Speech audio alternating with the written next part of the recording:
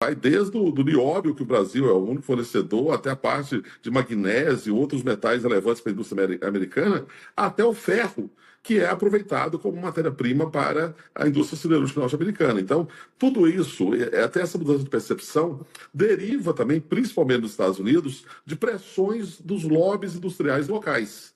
E muitos desses lobbies estão sendo afetados negativamente pela restrição do comércio com o Brasil. Agora, secretário, o senhor já foi árbitro no Tribunal Permanente de Revisão do Mercosul, também, né, na solução de controvérsias da OMC.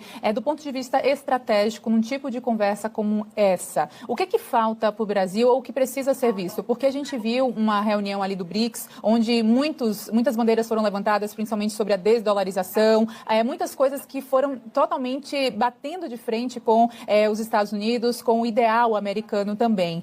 Como é que a gente olha para isso em termos de não só país, mas em um país que pertence a blocos, um país que pertence a esse ambiente de negociação exterior?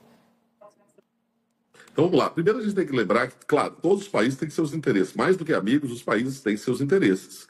E o Brasil é uma potência média. O Brasil é um país que tem sua opinião sobre o Oriente Médio, tem sua opinião sobre a integração europeia, tem opinião sobre questões de integração internacional, sobre questões de energia. Tem muitos temas no mundo que interessam ao Brasil e nós não temos que estar alinhados automaticamente com os Estados Unidos.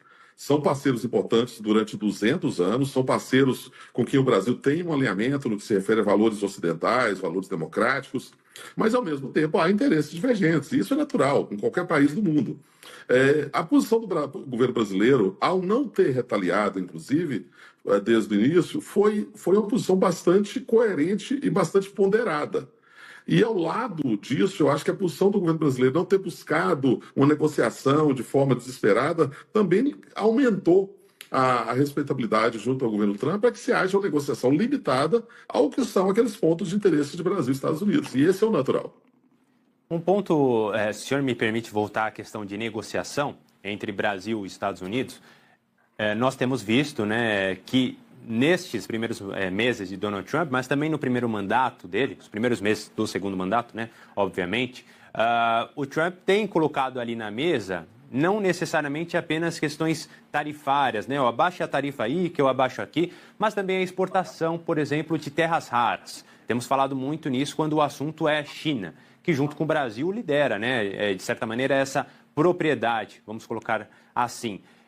Nesta negociação Brasil-Estados Unidos, se ela realmente acontecer, se houver essa mudança de rota, aí sim, né, secretário, houve uma mudança de percepção, o senhor disse muito bem. As terras raras estarão nesta negociação fatalmente ou te parece que aí é um caminho ainda a se pensar? Vamos lembrar o seguinte, quando o governo americano, desde o início do governo Trump, tem colocado muito tema não comercial sobre a mesa.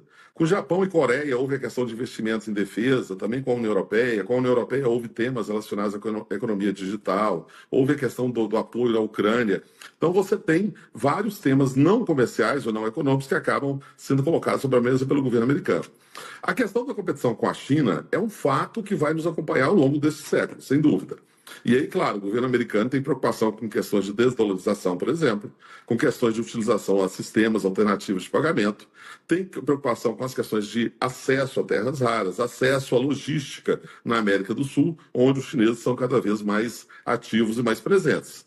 De novo, o papel do governo brasileiro é defender os interesses do Brasil.